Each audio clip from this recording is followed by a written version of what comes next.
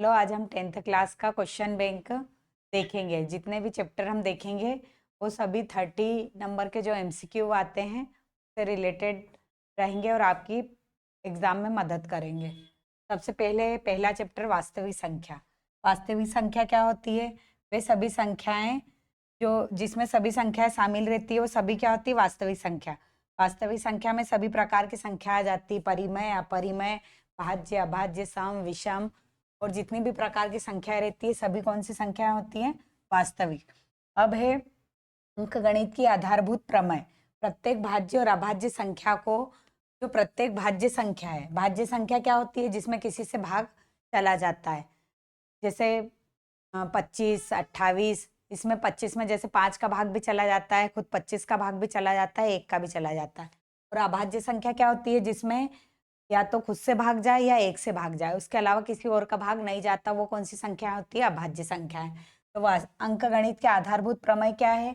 प्रत्येक भाज्य संख्या को अभाज्य संख्या के गुणनफल के रूप में गुणनखंडित किया जा सकता है तथा यह गुणनखंड अभाज्य गुणनखंडों के आने वाले क्रम में अद्वितीय होता है। जैसे हम किसी के भी फैक्टर करेंगे, कोई सी भी संख्या है, जैसे मान लो 256 है, 256 के जब हम फैक्टर करेंगे तो जब हम फैक्टर करेंगे जैसे 256, तो हमें इनको जब फैक्टर करेंगे तो हम किसके फैक्टर होंगे? ये अभाज्य संख्या के। अभाज्य संख्या कैसे? जैसे 2, 3, 5, 7, 11, इसके बाद है 11 के बाद है 13, 17, 19, इस टाइप से। ये सभी संख्याएं ऐसी संख्या है जिसमें या तो खुद से भाग जाता है या 1 से भाग जाता है। तो हम यहाँ पे जैसे जो फैक्टर होंगे, 2 से दिया हमने तो 2, ये 2 बार गया, फिर 1 बचा तो 8, फिर 2 से देंगे तो 2 का 12 में 6 बार जाएगा, फिर 8 में 4 बार जाएगा, फिर 2 से देंगे तो 2 तिया 6, 2 दूनू 4। तो ये जो फैक्टर बन रहे हमारे 2 के अलावा 3, 5, 7, 11, 17, 19, 23, 29, ये सभी कौन सी संख्याएं होती है? अभाज्य। तो ये संख्याओं का जो गुणनखंडों के आने वाले क्रम में बिना अद्वितीय होता है। ये क्या होता है? अपने आप में अद्वितीय होता है। इसके अलावा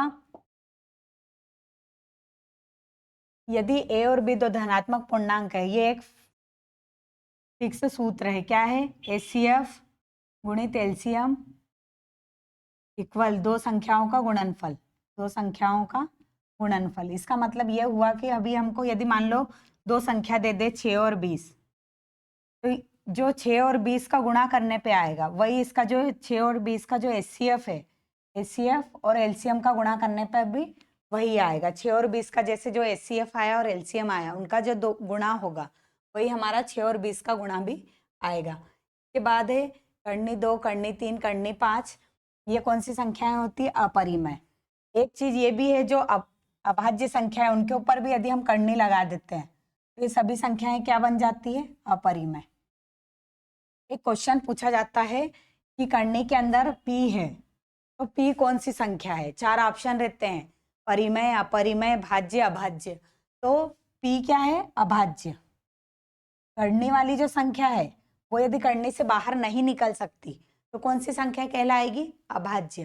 लेकिन जो उसके करनी से बाहर नहीं निकल सकती तो ये कौन सी संख्या कहलाएगी? अपरिमेय। लेकिन जो इसके अंदर जो संख्या है वो क्या रहेगी? अभाज्य। अभाज्य संख्या है, इसी से उसको उसका जोड़ा नहीं मिल पा रहा और वो करनी से बाहर नहीं आ सकती है ना। तो जो करनी p, यदि पूछे करनी p किस प्रकार की संख्या है, तो करनी p कौन से प्रकार की संख्या है? अपरिमेय। लेकिन p कौन से प्रकार की संख्या है? तो p क्या होगी? अभाज्य। के बाद p, यदि p कोई अभाज्य संख्या है, मान लो p कोई सी अभाज्य संख्या है, कोई सी भी है, मान लो p जैसे कोई सी अभाज्य संख्या है, तो p कोई सी अभाज्य संख्या और वो ए स्क्वायर को विभाजित कर रही है। जैसे मान लो 5 है, 5 यदि ए स्क्वायर मान लो 5 का वर्ग, यदि 25 को 5 विभाजित कर रहा है तो अकेले जो 5 को भी 5 विभाजित कर सकता है। का मतलब यही है, ए वर्ग। ए वर्ग मतलब संख्या का वर्ग यदि अभाज्य संख्या से विभाजित हो रहा है तो जो बिना वर्ग वाली संख्या है वही वाली, तो वो क्या विभाजित होगी? हो जाएगी, है ना। अब इसके अलावा अपन विकल्प देखेंगे सब। 96 और 404 का HCF, 96 और 404 का HCF निकालने के लिए दो तरीके हैं, या तो इसमें से ही संख्या कोई सी छाट लो, वो दोनों में कॉमन हो, या दूसरा है 96 का क्या करेंगे हम, फैक्टर करेंगे। कैसे करेंगे? 96 के आप यदि फैक्टर करते हो तो क्या आएंगे, 96 के यदि हम फैक्टर करते हैं तो आएंगे, 2 से जाएगा, 2 चौक 8, 2 अट्ठी 16, 2 तो दोनों 4, 2 चौक 8, फिर 2 से देंगे, 2 एकम 2, 2 दोनों 4, फिर 2 से देंगे 6, फिर 2 से देंगे 3। ऐसे ही हम इसके फैक्टर करेंगे 404 के, 404 के फैक्टर करेंगे तो क्या होगा, 404 के फैक्टर करेंगे आप तो 2 से जाएगा 202, फिर 2 से जाएगा 101, अब 101 से जाएगा, अब दोनों में कॉमन क्या है, इसमें 2 और इसमें भी ये जो 2 है, 2 दोनों 4, तो आंसर हमारा क्या आ जाएगा 4। 12 और 15 का HCF क्या होगा, 12 के फैक्टर होंगे, 12 के फैक्टर होंगे 2, 2, 3, 15 के होंगे 3 और 5, तो दोनों में कॉमन क्या आ रहा है 3, तो आंसर क्या हो जाएगा 3। ए जो ऑप्शन है 3 वो आंसर रहेगा। अब इसके बाद है कि दो संख्याओं का गुणनफल 32 है और LCM 8 है। जब भी इस टाइप के क्वेश्चन आए कि जिसमें दो संख्या का गुणनफल दिया रहे तो हमको यहाँ पे लिख लेना है दो संख्या का गुणनफल क्या है, ये 32, दो संख्या का गुणनफल 32 है, LCM 8 है, तो HCF निकालने के लिए ये एक फार्मूला है, कौन सा, दो संख्या का गुणनफल बराबर LCM गुणित HCF। ये LCM ये इसके नीचे जाएगा तो क्या हो जाएगा 32/8 और यहाँ पे क्या रह जाएगा HCF। आंसर क्या आ जाएगा 8 का 32 में भाग देंगे तो कितना आएगा, HCF बराबर से 4, आंसर क्या हो जाएगा 4। या और फिर 21 में देंगे तो 21 में जाएगा 3 से 7। तो इसका ये क्या पूछ रहा है, LCM के लिए हम सभी संख्याएं कितनी बार लिख लेंगे, एक एक बार, 2 है, 3 है, 5 है, 7 है। सबसे ज़्यादा बार 2 कितनी बार आया है, 2 बार। 3 कितनी बार आया है सबसे ज़्यादा बार, 1 बार। फिर 5 भी एक ही बार है, 7 भी एक बार है। एक का मतलब वही संख्या है ना, 7 पंजे 35, 35 का 3 में गुणा करोगे तो कितना आएगा 105, 105 और यहाँ पे हो जाएगा 2 की घात 2 मतलब 4, 105 में 4 का गुणा करोगे तो क्या आ जाएगा 5 चौक 20 और 100 का 400, तो आंसर क्या आ जाएगा 420, सॉरी ये वाला है 420। अब अगला है, यदि दो संख्या का गुणनफल 135 है तो HCF, तो उनका HCF 3 हो तो उनका LCM होगा। तो जब भी मैंने बोला दो संख्या का गुणनफल आपको यदि दिया है तो हमको क्या करना है, जब भी दो संख्या का गुणनफल दिया है तो हमें क्या करना है, उसको लिख लेना है, और इधर जो भी दिया है, ये हमको क्या दिया है, HCF दिया है, और LCM फाइंड करना है। तो LCM को यहीं रहने दे और 3 को इसके कहाँ पहुँचा देंगे, डिवाइड में, तो LCM यहीं पे रह जाएगा। तो आंसर क्या आ जाएगा, 3 चौक 12, 3 पंजे 15, तो आंसर क्या आ जाएगा हमारा 45, ये वाला। अब 17, 23 और 28 का HCF, 17 के फैक्टर कीजिए, 17 के फैक्टर क्या होंगे, 17 में 17 से ही भाग जाएगा, 23 भी अभाज्य संख्या है, 23 से ही जाएगा। फिर 28 में भाग चला जाएगा, काय से जाएगा, 2 से 14 बार, फिर 2 से, फिर 7, फिर 7। अब HCF क्या होता है, जो तीनों में कॉमन यहाँ 17 है, यहाँ 23 है, यहाँ पे नहीं है कोई भी संख्या, तो जिसमें तीनों में कुछ भी कॉमन नहीं मिलेगा तो आंसर क्या आ जाएगा 1। 11 और 13 का HCF, 11 का अभाज्य संख्या है, अभाज्य संख्या होने के कारण 11 के क्या फैक्टर होंगे, 11 और 1, और 13 के भी क्या फैक्टर होंगे, 13 और 1, तो दोनों में कॉमन कुछ नहीं है, इसलिए HCF क्या हो जाएगा 1। 8, 9, 25 का LCM क्या होगा, 8, 9, 25 का LCM दो तरीके हैं। 8, 9, 25 के जो फैक्टर है, 8 का फैक्टर है 2, 2, 2, 8 के फैक्टर क्या होंगे, 2 गुणित 2 गुणित 2, वैसा निकालो, या फिर ऐसा भी लिख सकते हो, 9, 9 के फैक्टर है 3 गुणित 3, 25 के फैक्टर है 5 गुणित 5। जब भी LCM निकालने का बोलेंगे तो सभी संख्याएं एक एक बार लिख लो। 2 सबसे ज़्यादा बार कितनी बार आया है, 3 बार, 3 सबसे ज़्यादा 2 बार, 5 सबसे ज़्यादा बार 2 बार, तो 2 की घात 3 मतलब 8, 3 की घात 2 मतलब 9, और 5 की घात 2 मतलब 25। इन सबका गुणा करेंगे तो 1800, एक तरीका ये है। दूसरा तरीका ये भी है कि जब भी हम जो संख्याएं हैं, जो भी संख्याएं दी रहे उनका यदि एचसीएफ 1 आता है तो उनका एलसीएम हमेशा उन संख्याओं का क्या आएगा, गुणा। जैसे 8, 9, 25, ये तीनों के फैक्टरों में कोई भी चीज कॉमन नहीं थी, इसका मतलब एचसीएफ क्या है इसका, 1। और एचसीएफ जब भी 1 आता है तो यही संख्याओं का गुणा होकर इसका क्या मिल जाता है हमको, एलसीएम। दूसरा तरीका ये भी था यदि शॉर्ट करना हो तो। अगला है 5 करनी 2 कौन सी संख्या है। जब भी अपरिमेय संख्या किसी से जुड़ेगी, घटेगी, गुणा होगा, भाग होगा तो वो कौन सी संख्या कहलाएगी, अपरिमेय। यहाँ पे जो करनी 2 है वो अपरिमेय है और वो परिमेय में घट रही है, इसका मतलब वो संख्या भी क्या हो गई, अपरिमेय। 15, 20 का एलसीएम, इसके भी 2 तरीके, या तो दोनों के फैक्टर करो और जो संख्या है उनको एक एक बार लिख लो, जो ज़्यादा बार आई है उसको उतनी बार लिखना पड़ेगा, या फिर जो बड़ी संख्या है उसका टेबल बोल के देखो, उसमें छोटी संख्या का यदि भाग जा रहा है तो वही एलसीएम रहेगा। जैसे 20 में 15 का भाग नहीं जाता, 40, 15 का भाग नहीं जाता, 60, 15 का भाग चला जाता है, तो आंसर क्या हो जाएगा, 20 या 60, फर्स्ट वाला आंसर रहेगा। 8, 9, 25 का एचसीएफ अभी हमने देखा था, 8 के फैक्टर होंगे 2, 2, 2, 9 के फैक्टर होंगे 3, 3, 5, 25 के फैक्टर होंगे 5, 5। तीनों में कोई भी कॉमन नहीं है, इसलिए एचसीएफ क्या हो जाएगा इसका, 1 का एचसीएफ क्या हो जाएगा, 1। करनी 2 एक कौन सी संख्या है, करनी 2 एक अपरिमेय संख्या। अभी हमने देखा कि जिसमें करनी के अंदर जब भी अभाज्य संख्या आएगी तो वो कौन सी संख्या कहलाएगी, अपरिमेय।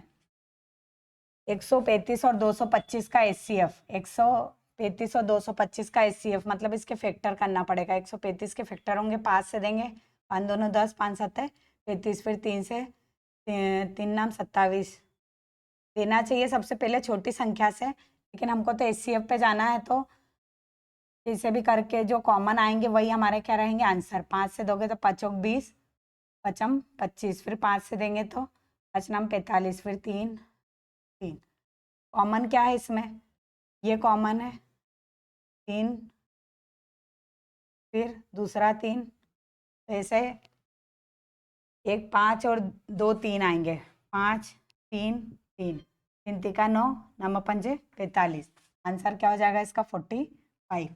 3 करनी 2 एक कौन सी संख्या, अब भी मैंने बताया जब भी अपरिमेय संख्या किसी से जुड़ेगी, घटेगी, गुणा होगा, भाग होगा, कौन सी संख्या कहलाएगी, अपरिमेय। तो ये कौन सी संख्या है, अपरिमेय। इसके बाद है सत्य असत्य। एक प्राकृत संख्या अभाज्य गुणनखंड, एक प्राकृत संख्या का अभाज्य गुणनखंडन उसके गुणनखंडों को क्रम को छोड़ते हुए अद्वितीय होता है। अभी हमने आधारभूत अनुपातिका का प्रमेय देखा था, वो यही था, तो ये क्या हो जाएगा हमारा सत्य। ये क्या है हमारा, राइट। फिर दूसरा, प्रत्येक अपरिमेय संख्या एक वास्तविक संख्या होती है, ये भी सत्य। अभी मैंने बताया जो वास्तविक संख्या है वो एक प्रकार से जो भी सभी भाई बहन रहते हैं उनके जो सरनेम रहते हैं वो है। जैसे वास्तविक संख्या क्या है हमारा, वास्तविक संख्या सरनेम है। अब जितने भी ये सरनेम है तो इसके आगे कुछ भी हो सकता है, पूर्ण वास्तविक, फिर पूर्णांक वास्तविक, परिमेय वास्तविक, अपरिमेय वास्तविक, सब पे वास्तविक वास्तविक पीछे लिखा रहेगा, तो वो कौन सी संख्या रहेगी, जो भी परिमेय वास्तविक, अपरिमेय वास्तविक, भाज्य वास्तविक, अभाज्य वास्तविक, सम वास्तविक, विषम वास्तविक, तो सभी जो वास्तविक लिखी हुई संख्याएं यदि आगे किसी संख्या का नाम लिखा है और पीछे वास्तविक लिखा है तो हमेशा क्या होगा, सही। लेकिन आगे वास्तविक है कि प्रत्येक वास्तविक, मतलब प्रत्येक वास्तविक अपरिमेय संख्या है, तो ये क्या हो जाएगा, गलत। एक टाइप से ये याद रखो कि पीछे जब भी वास्तविक लिखा है तो आगे मान के चलो कि नाम है और पीछे सरनेम है, वास्तविक को सरनेम एज अ सरनेम जैसा देखो कि पीछे सरनेम लिखा है, आगे नाम लिखा है तो सत्य है, लेकिन आगे सरनेम लिखा है और पीछे नाम लिखा है तो असत्य है। 15 और 21 का एलसीएम 105 दिया है, तो 15 के पहाड़े में 15 का भाग इसमें जाता है क्या, नहीं जाता। 21 दोनों क्या होता है, 42, 42 में भी 15 का भाग नहीं जाता। 21 दिया 63, 63 में भी 15 का भाग नहीं जाता। 21 चौक 84, 84 में भी 15 का भाग नहीं जाता। 21 पंजे 105, 105 में 15 का भाग जाता है, इसलिए ये क्या हो जाएगा हमारा सत्य। के बाद 1/2 परिमेय संख्या। अभी मैंने बताया कि जब भी जो अपरिमेय संख्या है किसी से जुड़ेगी, घटेगी, भाग देंगे या गुणा करेंगे तो वो संख्या कौन सी संख्या रहेगी? अपरिमेय। तो ये भी कौन सी संख्या हो जाएगी? अपरिमेय। और इनने क्या दिया है? परिमेय। तो ये क्या हो जाएगा? गलत। दो संख्याओं का गुणनफल एचसीएफ एलसीएम के गुणनफल के बराबर होता है। ये वाला बहुत बहुत बार आ चुका है, ये वाला फार्मूला, कि दो नंबरों का जो गुणा है वो एलसीएम गुणित एचसीएफ के क्या होता है? बराबर। तो ये क्या है? सही। दो संख्या का गुणा बराबर एलसीएम गुणित एचसीएफ। 26 और 91 का एचसीएफ 13 है। 26 के फैक्टर क्या होंगे? 2 और 13। 91 के फैक्टर हम करेंगे तो सबसे पहले देंगे 7 से भाग, तो 7 एकम 7, 7 या 21, 7 से जाएगा और फिर 13 से। तो दोनों में कॉमन क्या आ रहा है? 13। और एचसीएफ का मतलब क्या होता है? कॉमन। तो ये क्या हो जाएगा? राइट, है ना? सही जोड़ी मिलाई है। अब सबसे पहले इसमें जो इजी दिखाई दे उसको मिला दीजिए। इजी क्या दिख रहा है? कर्णी दो। कर्णी दो कौन सी संख्या है? अपरिमेय। कर्णी दो कौन सी संख्या है? दूसरा ऑप्शन क्या है? ये। तो इसका आंसर ये। 9 और 27 का एलसीएम। अभी मैंने एलसीएम के बारे में बोला कि जो बड़ी संख्या उसमें छोटी संख्या का भाग यदि चला गया तो वही हमारा क्या रहेगा? एलसीएम। 27 में 9 का भाग जाता है, इसलिए आंसर क्या हो जाएगा? 27। 306 और 557 का एचसीएफ। तब एक ही बचा है, लेकिन यदि दो बचे रहते तो फिर फैक्टर निकाल के देखना पड़ता। 306 का फैक्टर निकालो और काहे का 657 का फैक्टर निकालो। 3 से इसमें भाग देंगे, 3 एकम 3 और ये 3 दोनों 6, फिर 3 से 3 दोनों 6, 3 एकम 3, 3 ना 27। अब इसके बाद क्या होगा? इसमें 3 से भाग दो तो 3 तिका 9, 3 चौक 12। फिर यहाँ पे यदि 3 से भाग दिया तो 3 7 21, 3 तिका 9। जो 73 है वो अभाज्य संख्या आ गई, तो 73 में 73 से ही जाएगा। तो कॉमन क्या आ रहा हमारा? 3 3 3 3। मतलब एक एक दोनों में 3 3 कॉमन आ रहे हैं, तो 3 गुणित 3 मतलब आंसर क्या हो जाएगा? 9। तो जो इसका आंसर आएगा वो 9 आएगा। एक बचा था इसलिए हम डायरेक्ट भी लगा सकते थे, लेकिन यदि मान लो इधर 4 दे दिए और इधर 3 दिए तो हमको सॉल्व करना पड़ेगा।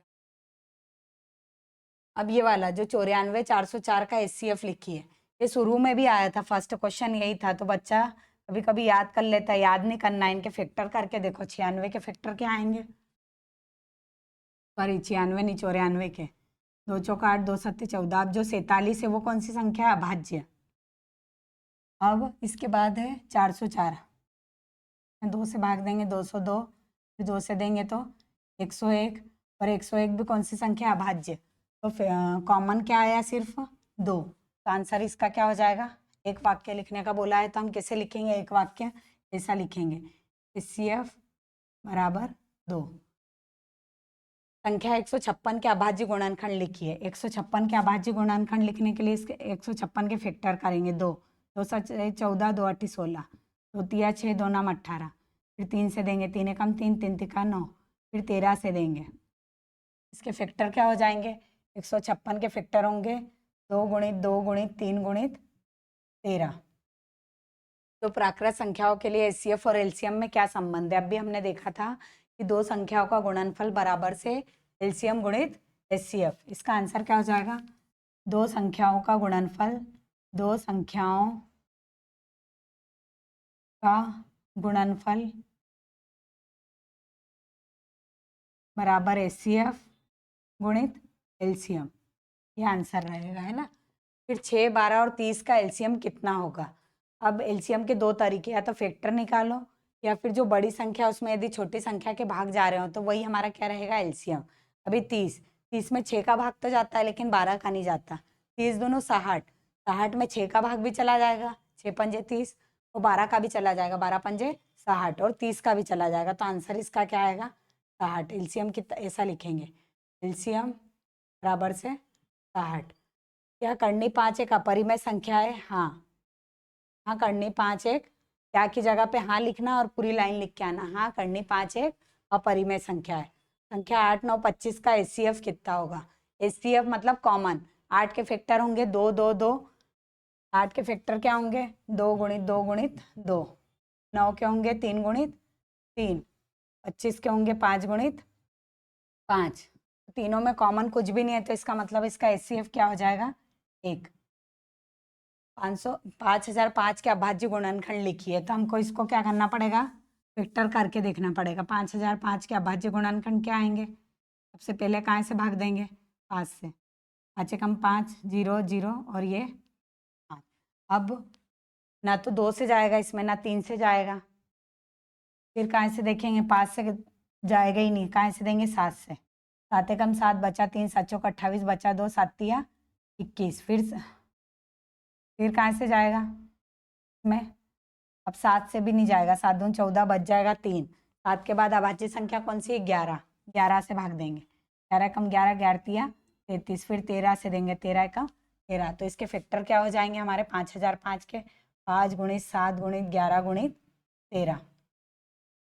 ये हो गए हमारे फर्स्ट चैप्टर के 30 नंबर के ऑब्जेक्टिव, है ना। अब हम